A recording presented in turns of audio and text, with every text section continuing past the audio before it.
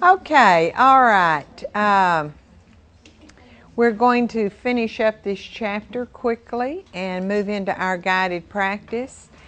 Your book spends a great deal of time talking about monitoring practice activities, and I think they're very important. There are a few things about practice activities I'd like to emphasize for you. One is, of course, that we try to follow that same format in here with our guided practice and independent practice, so you can sort of see how we implicate what we are explicating, or try to demonstrate the kind of teaching we hope you will exhibit when you're teachers in the school. But certainly the notion of exposing students to presentations or demonstrations or examples or experiments, and then having them work on those things under your supervision first and then independently for further review, is a good way and a empirically well validated way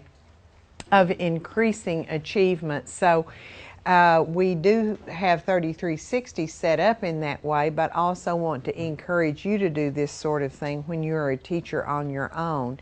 I think sometimes teachers move into guided and independent practice thinking it's more worksheets in class and then homework, and I would like to encourage you to think really outside that box, because I think guided practice can be very much more than that, as can independent practice, and that we miss lots of opportunities to review that are fun and motivating for kids because we don't capitalize on letting them work together on groups, and in establishing academic games, in organizing our curriculum into packets that we can hand out and use for kids for independent as well as guided practice reviews. And so I would encourage you, when you start teaching, to really build yourself a thorough repertoire of things like academic games and hands-on activities that are there for your disposal, that you can pull out to reinforce the teaks and tacks and things that you are teaching.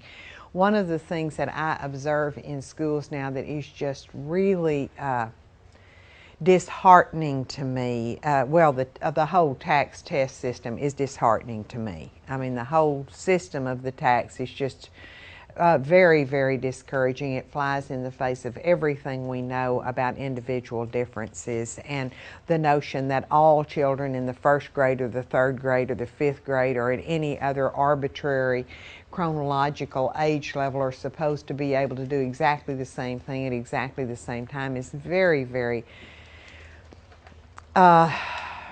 juxtaposition to everything we know about developmental psychology and individual differences. So that whole approach to learning I find very disconcerting. But the other thing I see happening that doesn't have to be so discouraging is the notion that teachers really have taken such a skill and drill approach to teaching TOCS objectives, and I don't think that's the most effective way to teach anything. I think it's very boring for the teachers, and I think it's very boring for the students. And I met with the Quest 2 facilitators yesterday and was asking them about the demonstration lessons. When you get into Quest 2, I will meet with your facilitators every week and find out about, did you teach a lesson? Did they do the observation? What did the feedback form look like? I mean, I know what you're doing in Quest 2 every week, and if you taught a good lesson, and if you're having difficulty with it, and if so, what kind of difficulty. But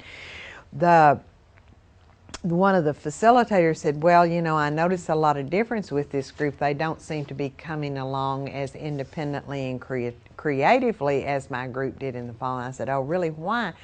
So, well, all the third and fourth grade teachers are in tax classrooms, and their teachers just do worksheet after worksheet after worksheet. And they really, I notice when I go in to give them, observe their lessons, they're doing these same kinds of things. So, you know, I find this so disconcerting because I think it's really bores the kids and the teachers, and I don't think it's the best way to teach TOKS. Probably if I had to teach TOKS objectives right now, I would make a series of games and have a competition in my room about it, because a lot of it is by nature skill and drill. It's information and factual learning, the very first types of learning that we talked about that are just sort of rote memory and lower cognitive levels. And I would zero in on that and at least make it fun by giving it a game component or a competition component, or having my kids grouped in pairs. I would do things that would be fun and exciting about it. You know, the instructional methodology would be exciting about it, even though I couldn't alter the curriculum. So I want to encourage you, when you move into instructional objectives like the TOKS, don't think you're limited to worksheets for these kids. It's, first of all, not the most effective way to teach it, and it bores them to death. And there isn't anything about learning that can't be fun and competitive and based on other kinds of things than worksheets. Kids get so bored with that. It reminds me of a little girl, she's actually my niece, but she was very, very bright. And she wanted to learn to read, and her mother would never let her learn to read, because she said, oh, you're going to go to first grade and then you're going to learn to read. We didn't have kindergarten back then. So I said, oh, but I want to learn to read. And she had practice on, she had almost taught herself to read by the time she had gone to school. But her mother said, oh, no, you'll be bored when you go to first grade if I teach you to read. So no, I'm not going to teach you to read. Well, of course, we know now that's not the best approach, but this was many, many years ago. So finally the day came and she went to school, and she was so excited because she was going to learn to read, and so the end of the day came and her mother was waiting in line like all the mothers, anxious to pick her up, and the little girl's name was Marta, and she got in the car and she slammed her books down in the floorboard, and her mother said, well, Marta, did you have fun in school today? And she said, no, I didn't have fun in school, and I'm never going back. Her mother said, oh my goodness, why not? She said, well, you've told me all these years when I went to school they were going to teach me to read, and that teacher didn't teach me anything. We just did worksheets all day long. And I thought to myself, some of the things we communicate to children, I guess this child thought she was going to learn to read all in that first day of school. But every time I go in these classrooms and see all this skill and drill on worksheets on the TAKS, I think these poor little kids must feel like Marta when they go home at the end of the day. I'm never going back. All we do is worksheets all day long. So I want to encourage you to expand your thinking in guided and independent practice, so you are having the kids apply things and do hands-on things and work in groups and work on games and work on pairs. There's lots of instructional methodology we can use in teaching, strategies that we can use that are not worksheets, just because we emphasize skill development and the development of essential and absolute and minimal skills as far as I'm concerned. Yes, ma'am. I experienced a similar situation with my own daughter.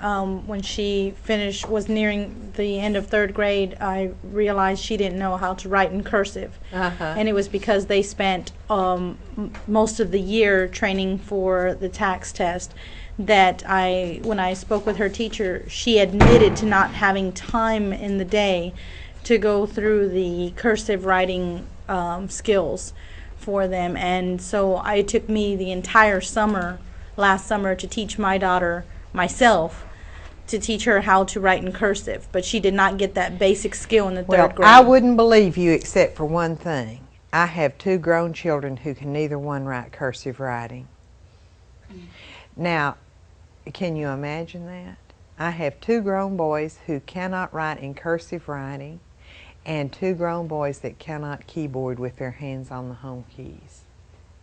Now, somebody should have taught them that above all else in school, because there's very little that's more important now. I do not know what I would do if I could not keyboard.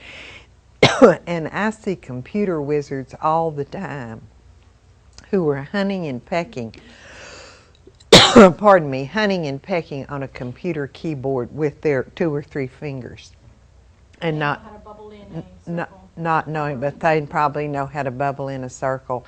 And many of these youngsters who are doing the tax worksheets have already mastered the tax objectives. They're just going over it and over it and over it and over it. They ought to be moved on to probably to something else because they're going to pass the tax anyway. So, but we have made the stakes for passing these tests so high the teachers don't want to take any chances, because there's no indictment against a teacher who doesn't teach a third grader cursive writing, but there is one against a teacher who has some arbitrary number of students fail the talks. But such as it is with life. In any event, back to relevant practice, it is important for you to remember that if you assign practice activities to kids, they must conform to the same characteristics as other instructional activities. That is, they have to be relevant to the objectives of the lesson, they have to enhance the learning that occurred during the lesson, and they need to be at the appropriate level of difficulty. This is especially difficult when we move into independent practice, because largely independent practice takes place these days in the form of homework, and it's so important, if we're going to require kids to do this and grade them on it, that it is at a level of difficulty that they've achieved mastery. So I want to encourage you to work with your kids and observe your kids during guided practice and assign them peer tutors or reteaching activities of some kind if they're not getting it in guided practice, because many of these children are not going to be able to do it or have the parental supervision to do it when they're required to do it in the form of homework. So these kinds of things are very important. It's also, continuing with the discussion on review, it's important to review what has been learned at regular and frequent intervals. We know that kids will learn mastery, but when they get to fluency and when it gets to be transferred into their long-term memory, we need to revisit this issue daily, weekly, and monthly to make sure that the information is not forgotten. It's particularly important for students with disabilities in along the lines of what we were talking about, application and generalizing to normalized settings. And oftentimes the techniques of reviewing a lesson may involve videotaping the class, replay it in the future, having them keep a journal, or some systematic way of reviewing what they've learned and what they need to know. The end of this chapter talks about the different types of evaluation. I don't remember if we've talked about this before or not. Speaking of high-stakes testing, the exit test is likely to have questions on it about formative and summative evaluation. But formative evaluation is what we do as we are seeing learning take place. We look as the learning occurs to see who's getting it and not getting it. Usually the guided and independent practice sections of the lesson cycle are very good for formative evaluation. Watch kids practicing together and independently to see who has it and who doesn't. We know if we are getting feedback during formative evaluation that kids don't get it yet, we need to engage in reteaching and give them additional review and practice activities so that when we come to the formative evaluation, as many people will pass as possible. Formative evaluation is the type of evaluation we do at the end of a program of study, at the end of our lesson or at the end of our unit. We say, okay, we're going to take one last look to see who got it and who didn't. Usually grades are based on summative evaluation, so we need the formative evaluation or the other stages of before summative evaluation to see who needs to learn more, so as many children will make as high a grade as is possible. But those aspects are important for your exit exam because I think they're on there. Now the last thing in chapter 6 is the past variables, and this is another acronym provided by your book, but it encourages you to maximize the success of students with special needs in inclusive settings and suggests that you prioritize the objectives for these students. We've talked before that they may not master all the learning or lesson objectives, or they may have modified instruction objectives based on IEPs. They may need to have materials adapted for easier learning. We did a guided practice last time on learning styles, so we may need to adapt materials to the students' learning styles. Use systematic teaching, such as the screen variables that we talked about earlier, and also systematic evaluation. So this is sort of an overview of the type instructional strategy that has been validated by research and found to be useful in increasing the achievement of both general ed as well as special education students. And we're going to digress a little bit for our guided practice today and pick up where we left off last week, talking about children with attention deficit hyperactivity disorders. So for that part of the lesson, I'm going to turn it over to Kim, and I wish you all good luck on your exams. I'll keep my fingers crossed that you all make an A, and I will see you back here in 2 weeks. Thank you for coming.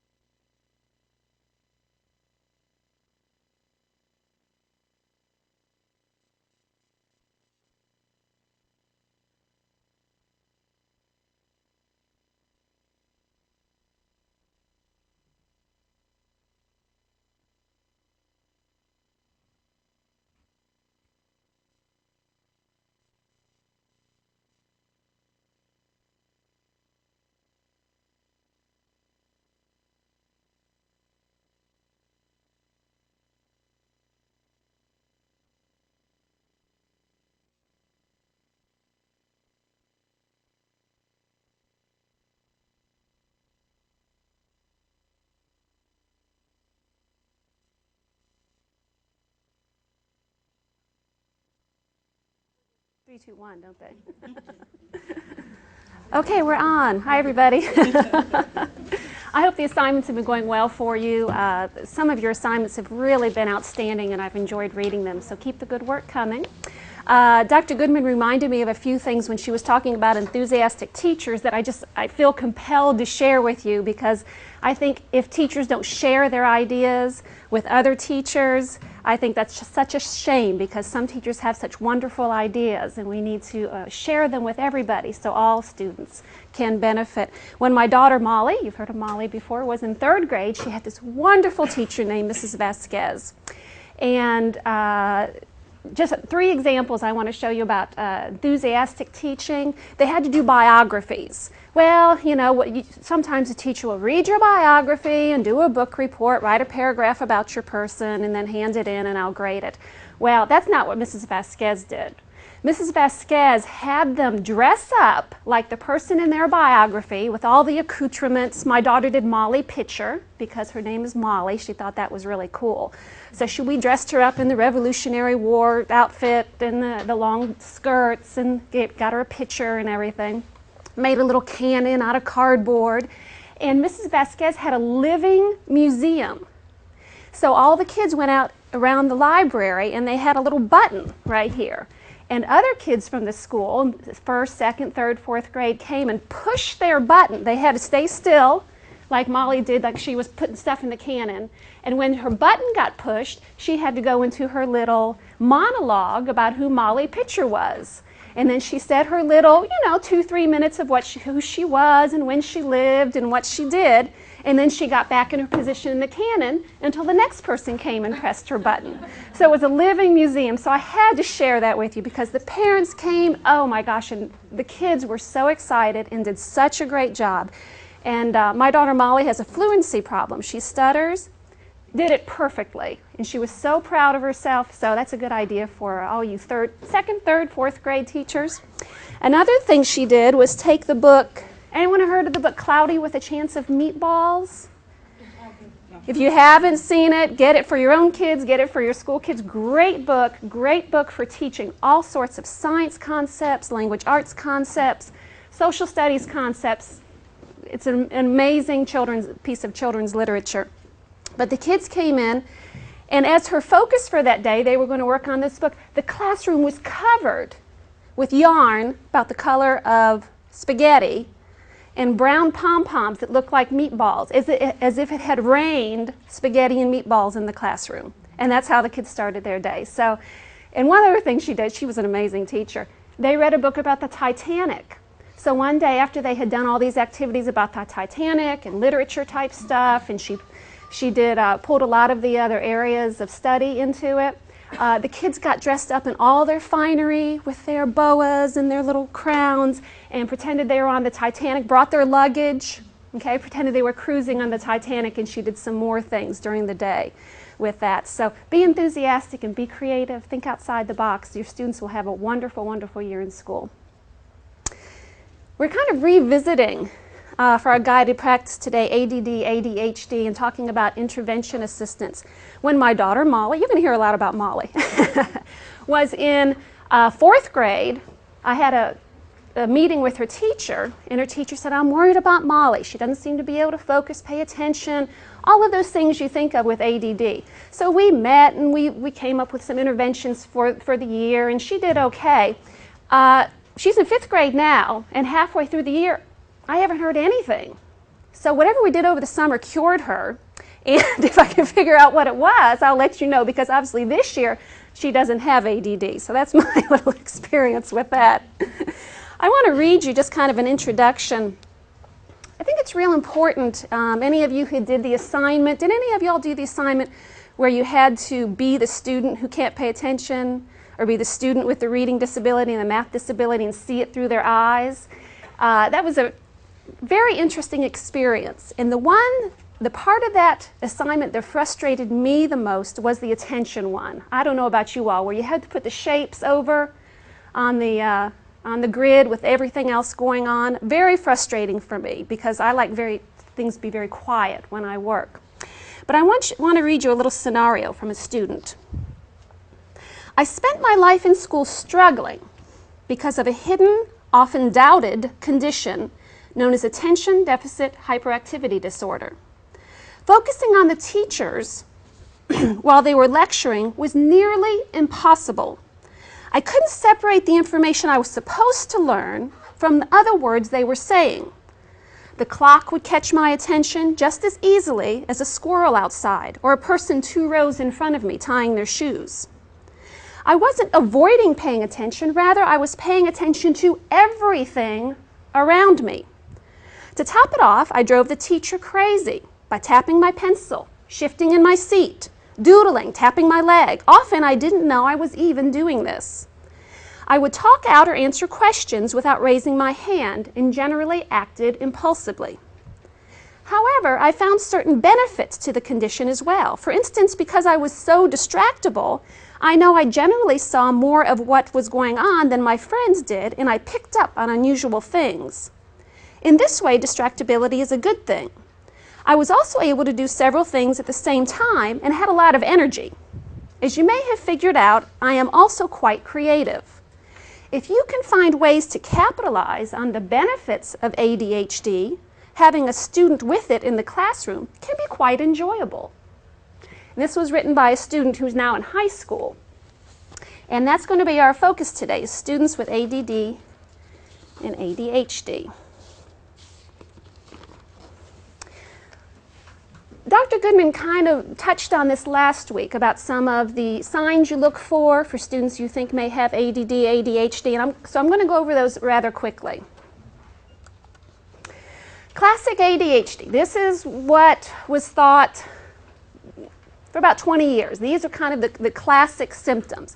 Easily distracted, too much energy, can't sit still, fidgety, talks a lot, sometimes talks very loudly, very impulsive. They don't think before they act. Those are the kids that goes, "Why did you do that?" I don't know. They didn't think. They don't think before they do things, and has trouble waiting in line, waiting, for turns and games, things like that. I know a student, actually a friend of mine in high school. Now don't do your math. In 1976, I was in high school, and I had a very good friend named Mark. No one had ever heard of ADD, ADHD back in 1976. Of course, there were students who were or could be labeled as ADD, ADHD, but he was classic ADHD. Could not sit still, talked constantly, always in trouble. That drove his teachers nuts. Very distractible. You'd have a conversation with him. He would go on 3 different strands at once. So Mark, he said, "My mom's taking me to a doctor because she thinks there's something wrong with me." And I said, "Yeah, what's wrong with you?" And he goes, "Well, I just can't seem to focus on things. I can't seem to pay attention." So his mom took him to a psychiatrist, and Mark came back the next day, and I said, "So what did the psychiatrist say? What's wrong with you?" And he said, "Well, he said that my mind shoots off in different directions all at once." And I said, "Well, you're right. That's what's wrong with you." Back then, they didn't have a label for it. But that was my experience, my first experience when I was in high school with my friend Mark. Classic ADHD. There's also been recognized inattentive ADHD, and it's called ADD if hyperactivity is not a component, of course. Easily distracted, short attention span. Those are the kids that seem to be daydreaming all the time. I know you've seen them in class. They just don't seem to be connected with what's going on in the classroom. Cannot find anything. They put it down somewhere, they can't find it, or they get stuff out and don't put it away, although I'm guilty of that a lot too. Always late, okay? How many of you are procrastinators or always late? Okay. And easily bored. Okay, easily bored with things, usually because they're avoiding doing things, so they get bored with doing nothing. That's a catch-22. Yes, it is. So inattentive ADHD is another kind of category. Recently, they've come up, the educational arena has come up with what's called over-focused ADHD or ADD. It can be with hyperactivity or not.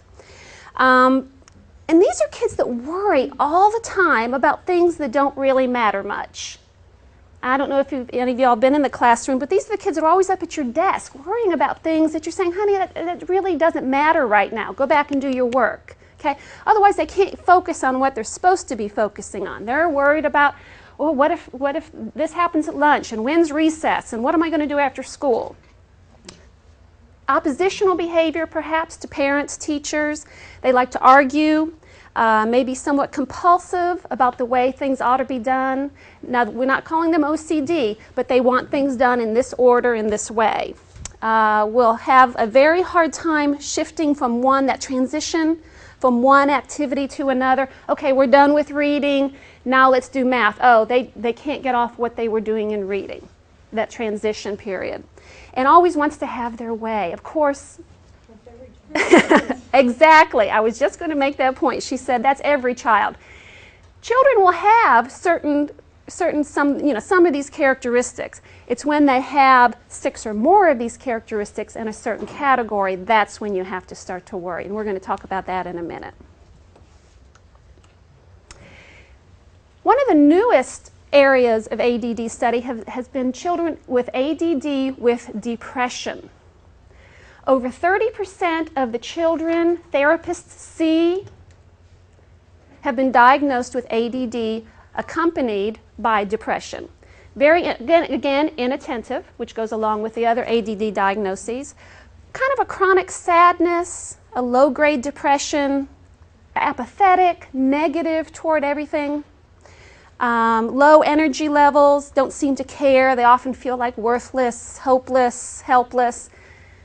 If you have a student like this in your classroom, please talk to the parents. If there's a therapist, talk to the therapist.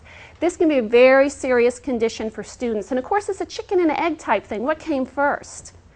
Are they depressed because they do have attention deficit disorder and are not being successful in school?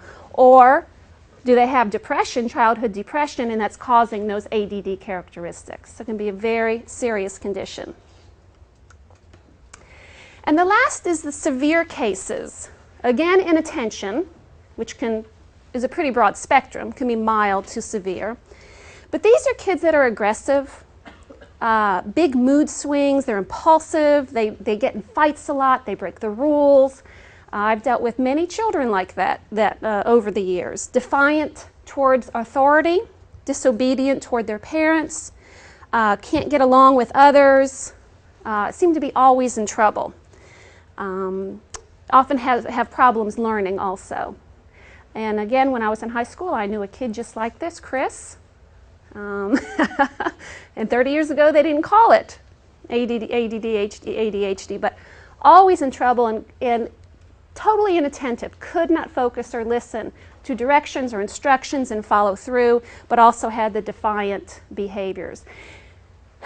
Now, I hate to label, okay, but you have to be careful when you look at ADHD and you look at ODD, oppositional defiance disorder, two different things. And as teachers, we can't diagnose that. That takes a therapist or a medical doctor. Okay, but hopefully the doctor will be able to sort that out and tell you whether it is an ADD problem that you need to address, ADHD, or it's an ODD, which can have different characteristics and different therapeutic things that are needed. Let me catch up with myself here. Yes, ma'am. I feel like a lot of these disorders are really connected, like with how you said depression and this and what came first. Mm-hmm. Because I think also bipolar disorder, you can say that depression is part of bipolar disorder, and you said if a kid was bipolar, what came first? Are they bipolar, and that's why they could be hyper one day because they're being manic, mm-hmm. and they could be hyper and ADHD, and then another day they could be just ADD, mm-hmm. because they could be the depressive. Absolutely. And I mean, it could just get so confusing for a teacher. And I think what we have to remember, that's a very excellent point, and I think what we have to remember as teachers, it's not really the label that matters. It's addressing the behaviors, and addressing the behaviors in a way that that child can be successful in my classroom. Because when you get right down to it, it doesn't matter if that kid is LD, ADD, ADHD, bipolar, ODD, ED, MR, okay? We have to address his behaviors and his academic needs in our classroom. So that's a really good point. You're right. When therapists do diagnose, I'm sure they look at very specific behaviors reported by the teacher, reported by the parents, and sometimes by the student, and make that diagnosis. But I agree with you there. Oops, let me go back. Yes, ma'am. What is the percentage of the nation's youth that are being medicated for such disorders? I'm going to show you that in just a minute. That's a good question. Okay. Some say it's 1 in 10 children, wow. Which is pretty amazing. It depends on what state you go to, and I'm going to show you that in a minute. Yeah, it's pretty frightening, pretty alarming.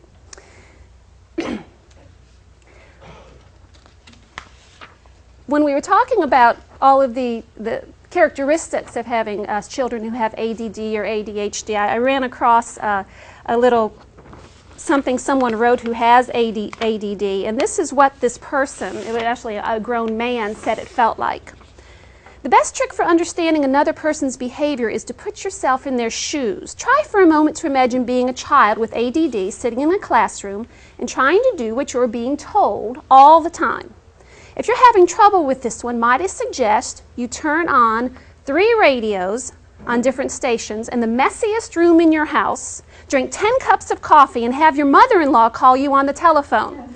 Now try to do your taxes, and you're not allowed to get out of your seat for half an hour. And that's what he compared it to. So you can see some of those characteristics coming in there. Causes for ADD, ADHD, environmental agents, first of all, during pregnancy. And let me first say, these are all possible causes. Nobody knows for sure what the cause is of a child being diagnosed or having ADD or ADHD. But these are, in research, these are things that have been studied. Women who have smoked or consumed alcohol or done drugs when they were pregnant, that's been studied. Lead, children who have eaten lead paint. It's not much of a problem anymore. In the inner city, it still is a problem. Students who have been exposed to lead and have lead poisoning. Some people think pollutants in our air, in our water, in the fruits and vegetables we eat is a possible cause. Brain injury, this is students who have sustained some kind of traumatic brain injury. 2% of children with ADD, ADHD, they think this is the cause of it. So that's not a very large percentage. Some researchers think food additives and sugar. Remember Dr. Goodman talking about the Feingold diet? Take out all those artificial additives and all the sugar and all the artificial color out of your diet, and that will cure your ADD, ADHD. Well, it didn't. But, you know, some students, though, it did help. So I suppose if you find something that helps, you know, a couple students, they can use it. But it did not help in the research study. It was not a cure-all for ADD, ADHD. A researcher named Kirby calls ADD, ADHD, he blames malnutrition. He says we feed our children so poorly that they are victims of malnutrition, and that is what's causing this spread of ADD, ADHD across the country. And others say it's hormones in food, especially the meat we eat, that's causing it. Genetics. How many of you who have taught or have siblings that one brother has it, so does the other brother? One daughter has it, so does the other sibling. Okay, it can run in families. Mom has it, and she comes to a meeting at school, and you say, well, Johnny's doing this and this and this. That sounds just like me when I was in school. Well, it probably was. Genetics have a lot. They have found, actually, in research, that yes, it does run in families. Some people think that it's neurologically based. In fact, they have done MRIs, shows two brains, and the ADHD brain does look different from the, quote, normal child's brain. So there's a lot more research being done there, too. Someone asked about incidence of ADD, ADHD. Take a look at this map of the United States. What is it about the Southeast? What are we doing down there? What's Louisiana and Kentucky and West Virginia? What else is there? Alabama. I don't know. Over 10%, 1 in 10 children in those states has ADHD or ADD. 1 in 10. That means at least 2 or 3 in every classroom. And what are they doing in California that they're not having the same problem? Maybe they're just so laid back they don't care. I don't know. It'd be an interesting study, wouldn't it? Why those states? Texas is kind of right in the middle there. System in California not. Do use your microphone. Isn't the education system in California loosey-goosey? Yeah. I don't know for sure. But it's interesting. You would think Alaska, I don't know. Okay, remember, ADD, ADHD is a medical diagnosis. You cannot, as a teacher, go to a meeting with a parent and say your child has ADD. Please do not do that. You cannot diagnose it. It is a medical diagnosis. Of course, you can't do a blood test and see if a kid has ADD. It's based on behaviors and characteristics of a child. But you do not want, as a teacher, to go to a student and say your child has ADD and needs Ritalin. Okay. That's a big no-no. It is a medical diagnosis. You can say these are the things I'm seeing in the classroom that are disrupting your child's education. You may want to talk to your pediatrician. Yes, ma'am. If you wanted real proof, you really could see a difference in the brain? That's what they tell me. Some people poo-poo that. They say, it's ridiculous. But I've seen pictures. If you go to some of the websites and some of the textbooks, they will show you that the ADD brain and the normal child's brain looks different. Yes. The word hyperactive is overused and misused, especially for young children. Overactive is not hyperactive. So be careful how you use that with parents also. Okay? Don't say your child is hyperactive necessarily, because hyperactive, if you have a child that, if you say, sit still for 5 minutes and they absolutely cannot do it, you may want to look into that. But hyperactive, definitely overused. And ADD, ADHD can also be concomitant with other disorders, depression, a learning disability. Okay, other things can be going on also, so keep that in mind. Yes, ma'am. Isn't part of that hyperactiveness due to the fact that the kids are in a classroom doing testing all day long? I mean, I've noticed as a substitute teacher that I never cut out recess. Even though some teachers use it as a form of punishment, I never cut it out, and it controls my classroom afterwards. I mean, they can be fidgety all day long, and then I take them out for 20 minutes of recess, and the rest of the day is smooth sailing. You're a smart teacher, yes. Never use recess as a bargaining chip if you're smart, please. Use something else because you want those kids out there running around. Yeah, I think Dr. Goodman kind of addressed that with the tax testing drills. You know, you sit there for 2 hours, you fill in bubbles. I'd be hyperactive too. I'd be squirming also. So yeah, that's a good point. From my experience in the classroom, children with ADD, ADHD, if they feel a partnership with their teacher, that their teacher understands what's going on with them, they have a lot easier time in school and they try harder in school. That is just from my experience, because the minute a kid that can't sit still and can't focus starts butting heads with that teacher, you're going to lose them. So keep that in mind. Behavioral and cognitive behavioral interventions are more effective. These are behaviors you're addressing. I've had kids come in from therapists with psychotherapeutic interventions. I find that the behavioral interventions, which we're going to talk about in a minute, and the cognitive behavioral interventions. Remember Dr. Goodman talked about metacognition, thinking about thinking, okay, monitoring your own behavior, especially for middle school kids and high school kids.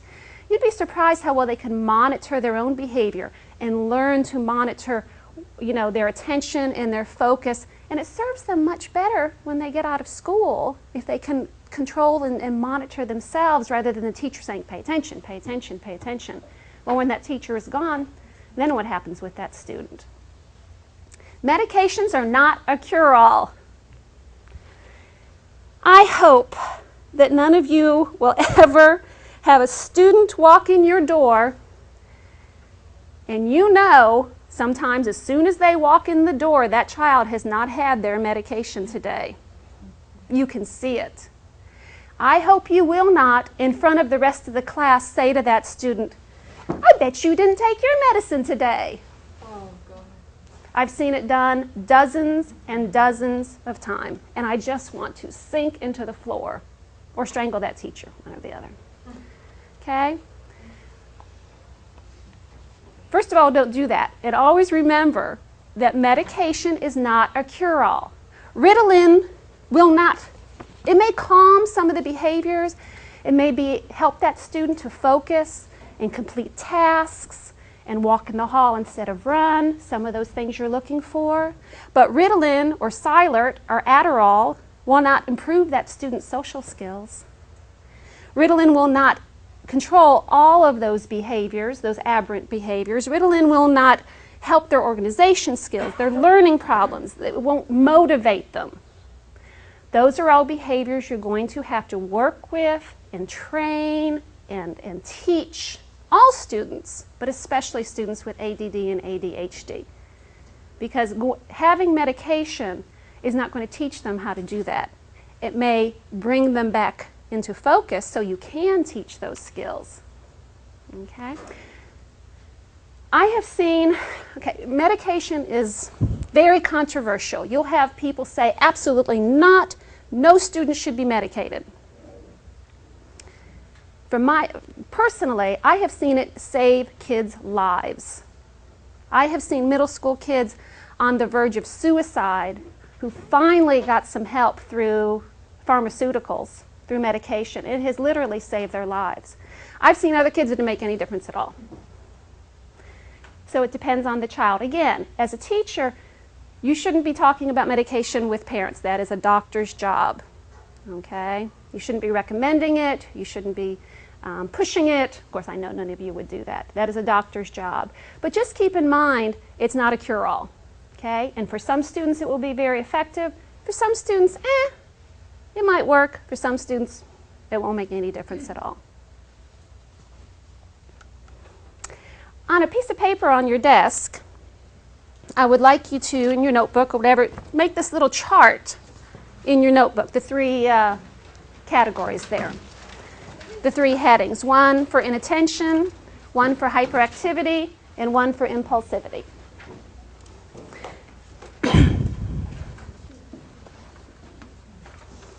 We were talking before, and one of our students brought up that you can go through those characteristics and you say, oh, I do that, I'm always late. Oh, I do that, I have trouble focusing after lunch. Oh, I do that, I have trouble organizing. Okay? Everybody has maybe one or two of those characteristics. It's when you get a student who has 6 or 7 on the list. Okay? I believe the APA, the American Psychological Association, in your book lists, I believe it's 18 characteristics. All 18 fit into one of these categories. To be labeled ADD or ADHD, the student has to have 6 of either, in the inattention category, they have to have 6 of those. And this will be outlined in your assignment, so you don't have to write all this down. Or 6 of the hyperactivity, impulsivity list together to be considered ADD, ADHD, to be diagnosed with that label. Everyone have that on their paper, those 3 headings? What I would like you to do individually is look at these 6 behaviors that are common, these 6 characteristics of children with ADD or ADHD. I'd like you to fit those 6 characteristics into those 3 categories. Each category will have 2 characteristics. So take a look and go ahead and write on your paper under your inattentive category, write 2 of those. Under your hyperactivity category, write 2, and under your impulsivity category, write 2. Whatever you think they fit into, and I'll give you a couple minutes to do that.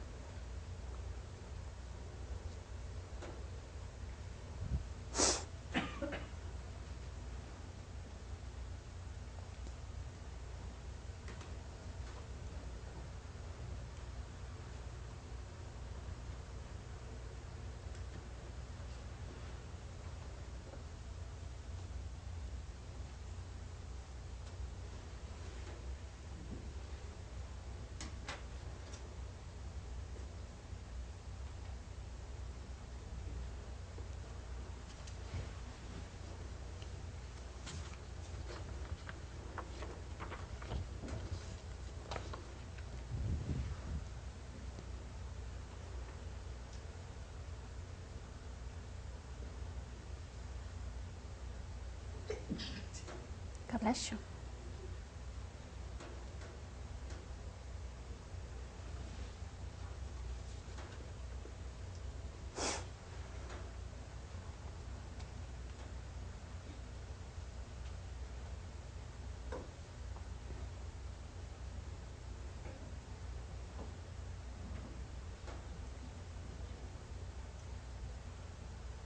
Should be 2 in each category.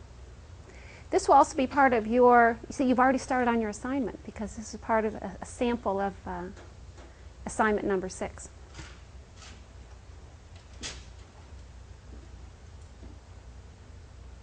Which is due? Oh, you had to ask me that. March 28th.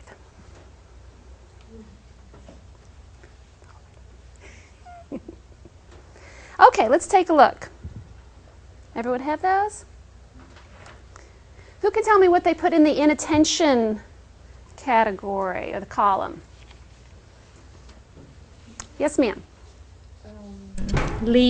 Often leaves their seat and distracted by extraneous stimuli. Got one of them. One. Distracted by extraneous stimuli. You know the other one? Maybe. Yes. Did you do your microphone on that one? No. Okay.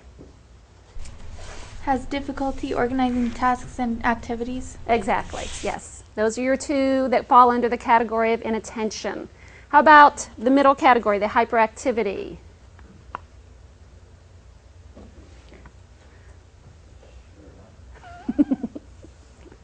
Often leaves the seat and not sure about this one, but talks successfully. Exactly, yes. Definitely under that category of hyperactivity. And our last category, impulsivity. Obviously the last two. Yes, sir. Has difficulty waiting turn and blurts out answers. Good. And again, these are the categories that professionals will use to see, to diagnose ADD, ADHD. There are actually, this is 6 of the 18 that you need to put into categories for your assignment. So you've already got a third of that part of the assignment done. Let's talk about some of those behaviors and characteristics. If you're going to increase or decrease behavior in the classroom, you must do these things. I have teachers very often to me when I was the special educator, the special education specialist in a building. The collection of disruptive behaviors or behaviors that are interfering with a student's achievement, the combination or the culmination of those behaviors can sometimes be overwhelming. I'd have students, he just can't behave. Or she's driving me crazy. Okay, and those are the comments I'd get. Well, the first thing I'd say, well, what's the student doing? I know she's driving you crazy, but what is she doing? Okay, I can't fix driving you crazy. Okay, I can't fix, he just can't behave. We have to look at specific behaviors, characteristics of ADD, ADHD in this case. We have to define the behaviors. And don't try to tackle all the behaviors at once.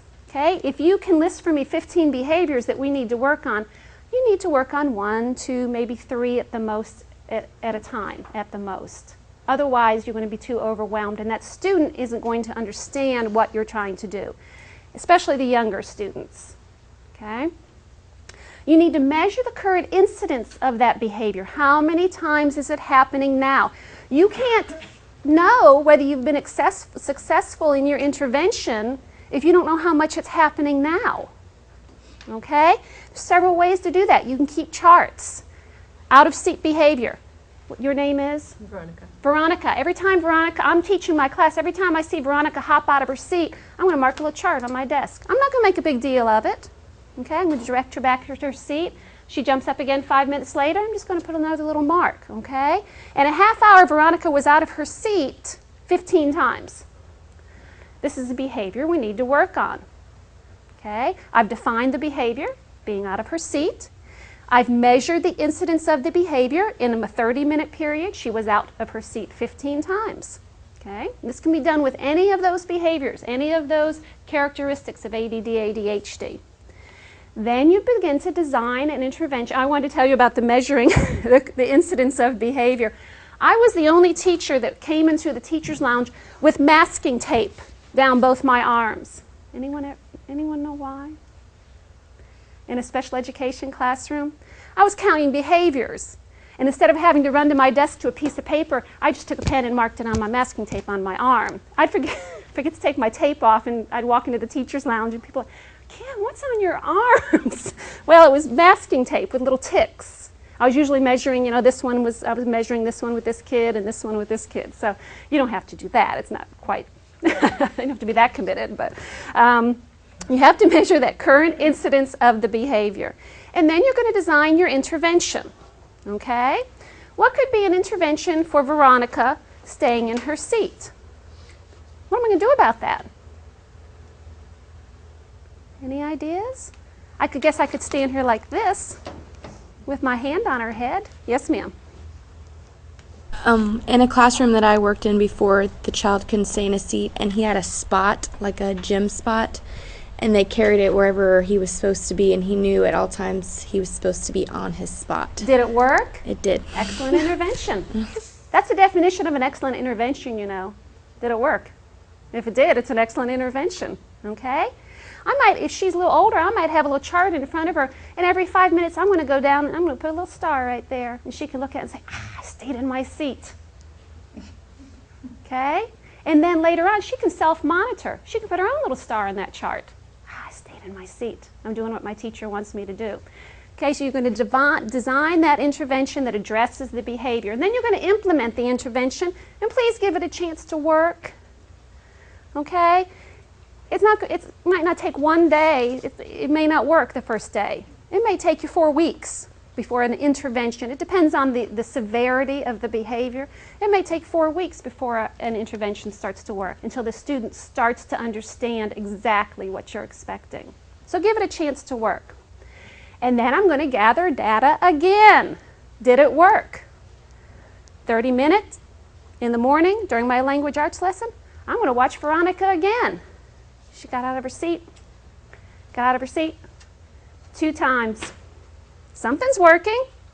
15 down to 2. Okay, my intervention is working. Terrific. And then evaluate the effectiveness of your intervention. If it's not working, do we want to keep using it? No, you're wasting your time. Obviously, that intervention is not addressing that behavior in an effective way. You need to look for another intervention. Okay? These are the steps you have to go through to increase or decrease a behavior in the classroom. Who knows who B.F. Skinner is? Behaviorist? Some of you may have studied him in an ed psych class.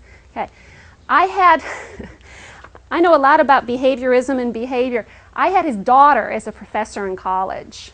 Her name is Julie Vargas.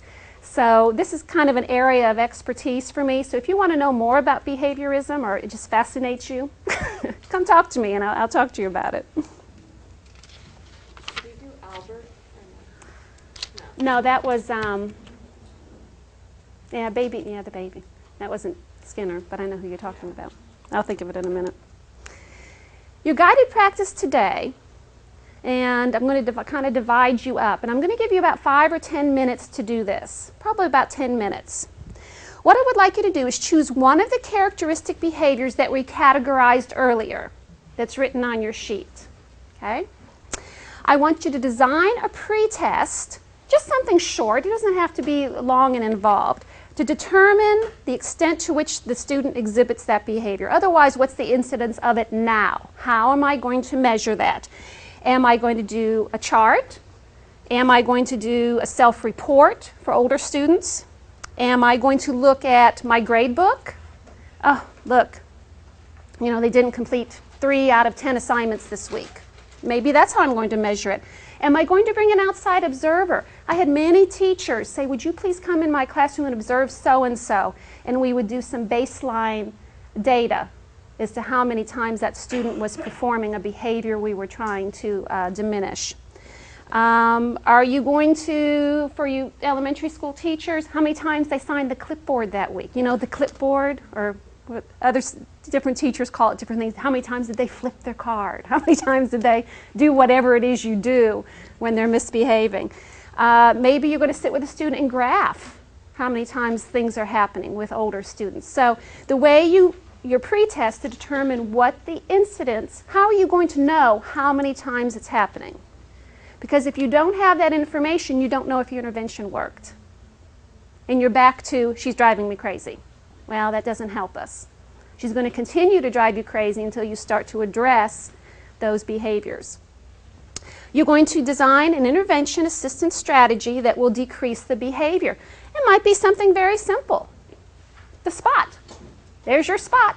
Okay? We'll be so, be so proud of you. You can stay on your spot. Okay? Something as easy as that. Doesn't have to be long and drawn out. In fact, I think sometimes the simple, easy to administer interventions are the best, because no teacher has time to sit down, okay, and design these long, elaborate interventions. You've got 21 other kids to worry about. Okay? So sometimes the simpler, the better.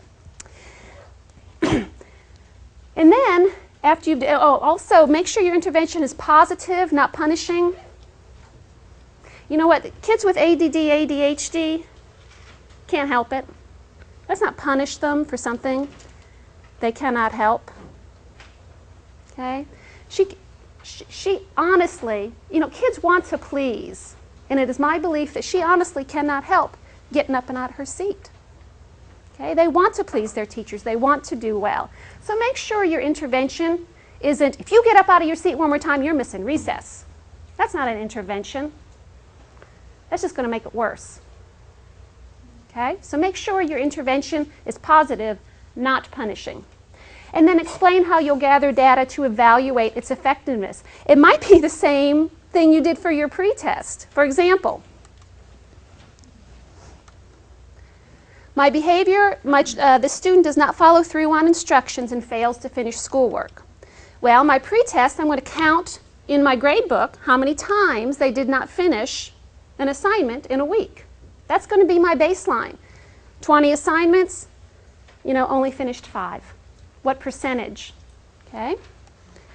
My intervention, I'm going to highlight instructions on their paper so they can go up and see those instructions over and over. I'm going to break assignments into smaller units because I know that student, when he gets a math sheet with 20 problems, that ADD takes over and it's very overwhelming. So I'm just going to give him a strip of 5 at a time. Maybe that will help. I could even shorten his assignments. And I'm going to increase positive reinforcement. When I see that student working, instead of just once every half hour, instead of coming up after a half hour and saying, you know what, you didn't finish your math again, I'm going to come over about every 5 minutes and say, oh, I'm so glad you're working. So I'm going to increase that positive reinforcement with that student. That's my intervention. Is that complicated? Does it take a lot of time? No. Very simple things, very simple intervention. I'm going to evaluate the same way I pre-tested. Okay? In a couple weeks, I'm going to look at that grade book again and I'm going to say, look, completed 16 out of 20 assignments this week. My intervention must be working. Or I'm going to say, oh, he's gotten worse, 2 out of 20. I need to do something else. Okay? So I want you to go back. Let's take 10 minutes. And what I would like you to do, these 2 areas, you can either work individually. I don't mind if you work as a table. I want you to take that inattention, one of those 2 behaviors in the inattention category, the inattention column. So we'll get some different answers. This middle, again, you can work individually or with the person at your table. One of the 2 behaviors in the hyperactivity column that we did, and the impulsivity column. Take one of those behaviors and design your behavior, your pretest, your intervention, and how you'll evaluate. About 10 minutes. And work time.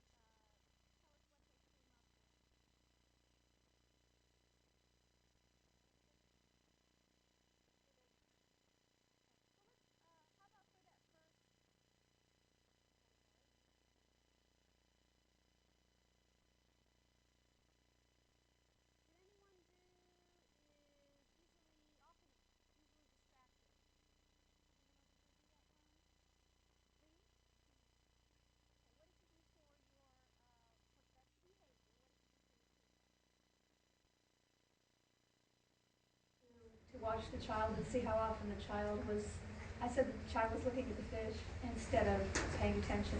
Mm-hmm. So I was going to use a chart to see how often within the hour of class the child was watching the fish. I didn't say the child got up, but that the child was actually paying attention to the fish in the fish tank. Okay. And your intervention?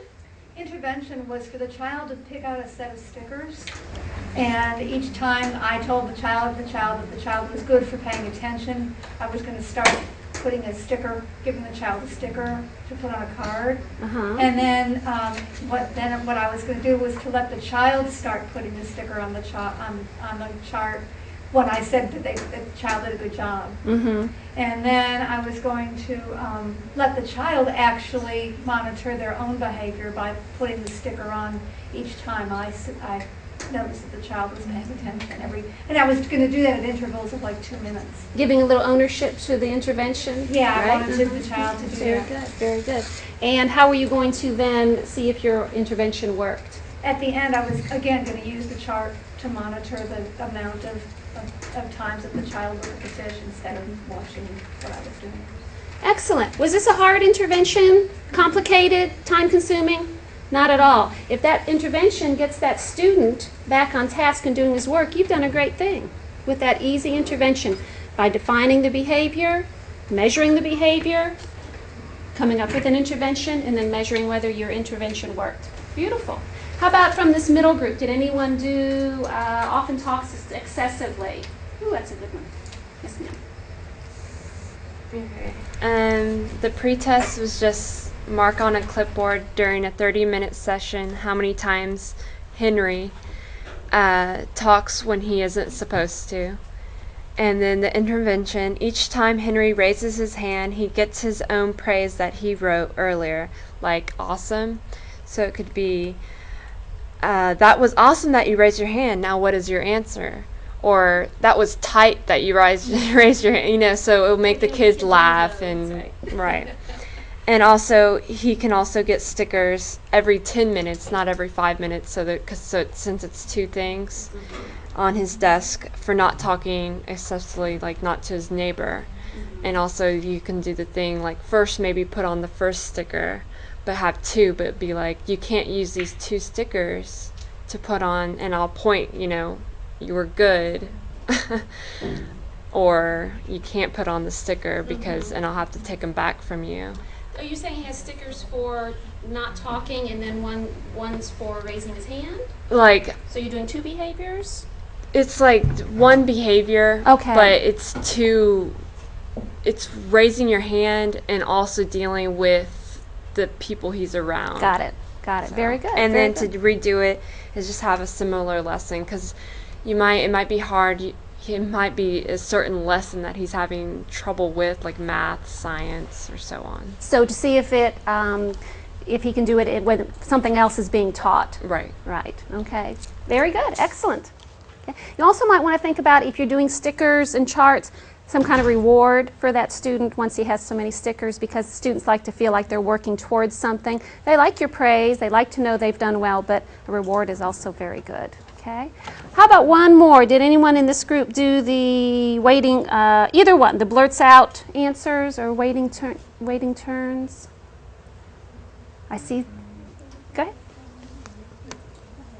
ahead. We did one where he just blurts out answers, or she. And we'd, for a pre-test, just check, see how many times he blurts out an answer without raising his hands.